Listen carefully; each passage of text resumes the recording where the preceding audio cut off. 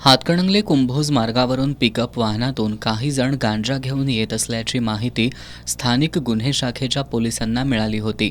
पोलिसांनी सापळा रचून नेज इथं कारवाई करत गांजा घेऊन निघालेल्या दीपक पुजारी, विवेक शिंदे, अंकुश शिंदे आणि नंदकिशोर साठे यांना ताब्यात घेतलं.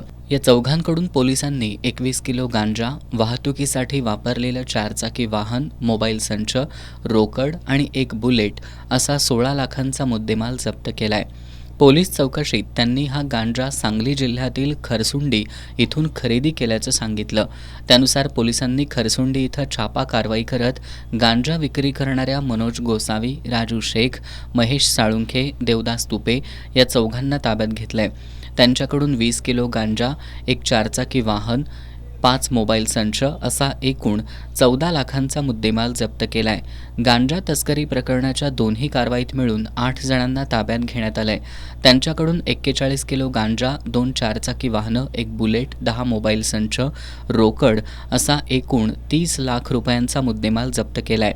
ही कारवाई पोलीस निरीक्षक रवींद्र कळमकर यांच्या मार्गदर्शनाखाली पोलीस उपनिरीक्षक संतोष गळवे, अंमलदार वैभव पाटील, महेंद्र कोरवी, विशाल खराडे, प्रदीप पाटील, योगेश गोसावी, संतोष बर्गे, अरविंद पाटील, परशुराम गुजरे, शिवानंद मठपती, अशोक पवार, गजानन गुरव, महादेव बुचडे, राजेश राठोड, हंबीरराव अत्तिगरे, राजेंद्र वरंडेकर यांनी मिळून केली आहे.